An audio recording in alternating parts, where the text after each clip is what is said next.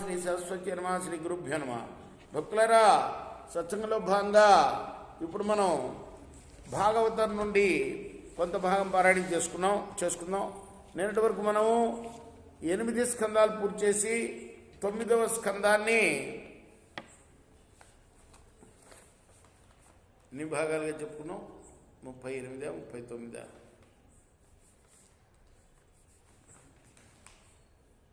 39 భాగాలుగా చెప్పుకున్నాం. ఈరోజు 40వ భాగం చెప్పుకునే ముందు వ్యాస భగవాన్ని ప్రార్థన చేసుకుందాం. వ్యాసాయ విష్ణు రూపాయ వ్యాస రూపాయ విష్ణవే నమో వై బ్రహ్మనిధయే వాసిష్ఠాయ నమో నమ. ఆంజనేయం మహావీరం బ్రహ్మశ్రీ శివాత్మకం తరుణ అర్కప్రభం శాంతం ఆంజనేయం నమామ్యహం. సదా నింబవృక్షస్య మూలాధివాసాత్ సుధాశ్రావిణం తిక్తమప్యప్రియంతం తరుం కల్పవృక్షాదికం సాధయంతం నమామీశ్వరం సద్గురుం సాయినాథం సమర్థ సద్గురు సాయినాథ్ మహారాజ్ కీ జై. శ్రీ శుక ఉవాచ అథాతః శ్రూయతాం రాజన్ వత్స సోమస్య పావరః యస్మిన్నైలాదయో భూపా కీర్త్యంతే పుణ్యకీర్తయ. పరీక్షణ్ మహారాజా, ఇంతవరకు సూర్యవంశ ప్రభువులను గురించి వివరించాను. ఇక పవిత్రమైన చంద్రవంశానికి చెందిన మహారాజులను గురించి కూడా తెలుపుతాను వినవయ్యా.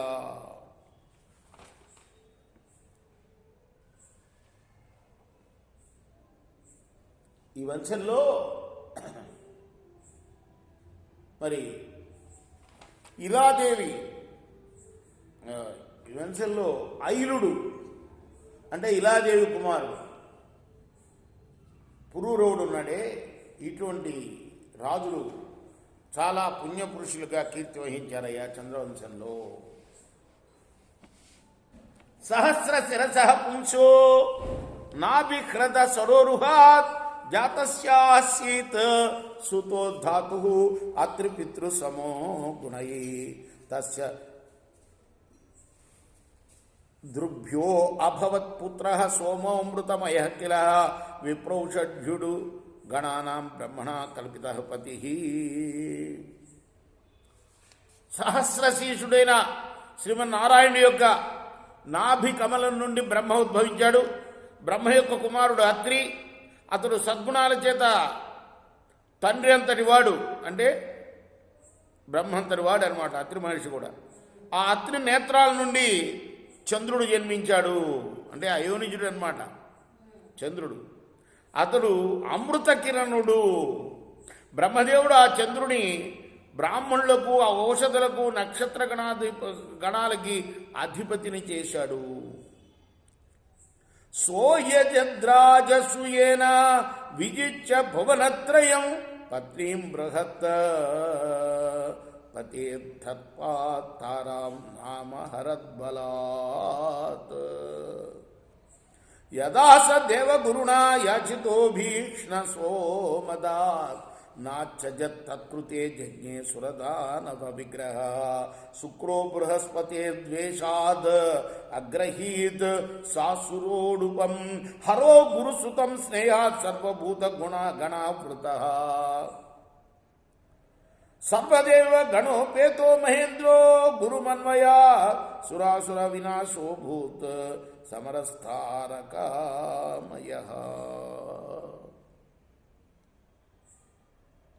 చంద్రుడు ముల్లోకాల్ని జయించాడు, రాజసూయ యాగం చేశాడు. అందువల్ల అతడు గర్వోన్మత్తుడై బృహస్పతి భార్య అయిన తారను బలవంతంగా అపహరించాడు. అప్పుడు దేవతలకు గురువైన బృహస్పతి తన భార్యను తనకు అప్పగించమని పదే పదే వేడుకున్నాడు. కానీ గర్వాంధుడై ఉన్న చంద్రుడు ఆమెను అప్పగించలేదు. ఆ కారణం చేత దేవదానవుల మధ్య తగవు ఏర్పడింది. బృహస్పతి యందు వైరభావంతో ఉన్న శుక్రుడు తన అసురగుణాలతో కూడి చంద్రపక్షంలో నిలిచాడు. పరమశివుడు ఆచార్యుడైన అంగర్షుని యొక్క కుమారుడై బృహస్పతిపై గల గౌరవ భావం చేత భూతగణాలతో కూడి ఆయన పక్షం వహించాడు. మహేంద్రుడు కూడా వివిధమైన దేవగణాలతో కూడి తన గురువైన బృహస్పతి పక్షంలోనే నిలబడ్డాడు. తార కారణంగా ఆ ఇరు పక్షాల మధ్య ఘోరమైన యుద్ధం జరిగింది. దానివల్ల సురాసురుల వినాశం సంభవించింది. నివేదితో తాంగిరసా సోమన్ నిర్భత్యు విశ్వకృత తారాం స్వభద్రే ప్రాయచ్చదంతర్ పత్నీమవై పతి త్వజ చజాసు దుష్ప్రజ్ఞే మక్షేత్రాదాహితం పరై నాహం త్వాం భస్మసాత్ కూర్యం స్త్రియం సాంతానిక సతీ. అంగేశ్వరుడు విజ్ఞాపన చేసిన తర్వాత బ్రహ్మదేవుడు చంద్రుడిని మందలించాడు. అప్పుడు చంద్రుడు తారను ఆమె భర్త అయిన బృహస్పతికి అప్పగించాడు.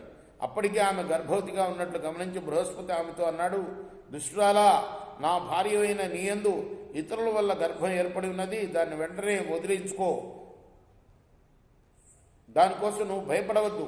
నిన్నేమీ చేయను, నిన్ను భస్మం చేయను. ఎందుకంటే నువ్వు స్త్రీవి, పైగా నాకు కూడా సంతానేచ్ఛ ఉన్నది. నీ వల్ల సంతానం కలవాలన్న కోరిక నాకు కూడా ఉన్నది, కాబట్టి నిన్ను చంపను. అయితే నువ్వు నీ గర్భాన్ని వదిలించుకో అని కోరాడు బృహస్పతి.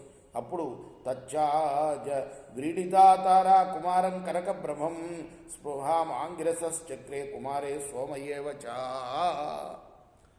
మమాయాం సవేచ్చుచ్చై తస్మిన్ వివదమానయో పప్రచుర్మునయో దేవా నైవోచే వ్రీడితాతుసా. అప్పుడు తార కుమారుణ్ణి కన్నది. జరిగిన దానికి సిగ్గుపడి ఆ శిశువుని వదిలించుకుంది. అయితే శిశువు పుట్టిన తర్వాత మాత్రం బృహస్పతి కూడా అతనిపై మోహం చెందాడు. చంద్రుడు మోహం పడ్డాడు. అప్పుడు వీడు నావాడు అంటూ వాళ్ళిద్దరూ కూడాను పరస్పరం వివాదానికి దిగారు. అప్పుడు మునులు దేవతలు ఈ బాలుడు ఎవరి సంతానం అని తారని అడిగారు. ఆమె పాపం సిగ్గుతో తల వంచుకున్నది. కుమారో మాత్రం ప్రాహకుప్తో లీకలజ్జయ కిన్నచో కన్ నవోచస్య సద్వృత్యే ఆత్మావధ్యం వదాసుమే. ఆ తర్వాత ఆ కుమారుడు అంటే అప్పట్లో మరి మామూలు కుమారుడా కదా, ఆ శిశువు కోపంతో తల్లితో అన్నాడు, దుష్టురాలా, నువ్వు సిగ్గు నటిస్తున్నావు, ఎందుకు మాట్లాడట్లేదు? మౌనం వీడి నువ్వు చేసిన తప్పుడు పని గురించి వెంటనే తెలుపు అన్నాడు. బ్రహ్మతాం రహ ఆహూయ సమప్రాక్లీచ సంత్వయాన్ సోమస్యేచ్ఛేహ శనకై సోమస్తంతావదగ్రహీత్. ఆ తర్వాత బ్రహ్మదేవుడు తల్లిని ఆక్షేపిస్తున్న ఆ కుమారుడిని చూచి తారను పిలిచి రహస్యంగా ఊరడిస్తూ, ఈ బాలుడి తండ్రి ఎవరు, నువ్వు చెప్పు అని అడిగాడు. అప్పుడు తార సిగ్గుతో చంద్రుడు అని చెప్పింది. ఆ తర్వాత బ్రహ్మదేవుని అనుమతితో చంద్రుడు ఆ కుమారుణ్ణి స్వీకరించాడు. తస్యాత్మయోనిరకృత బుధ ఇచ్చ భిదాం నృప బుజ్జా గంభీరయో ఏన పుత్రేణ ముదం. ఆ తర్వాత బ్రహ్మదేవుడు ఆ పుత్రుడి యొక్క చురుకుదానాన్ని గమనించి బుద్ధుడు అని పేరు పెట్టాడు అతనికి. చంద్రుడు చాలా సంతోషించాడు. అదే బుధగ్రహం అన్నమాట. రేపు మనం 30వ భాగం, ఇవాళ 40వ భాగం చెప్పుకున్నాం. రేపు 41వ భాగం చెప్పుకున్నాం. కృష్ణార్పణం. సాయి శ్రీ సచ్చిదానంద సద్గురు సాయినాథ మహారాజ్ की जय.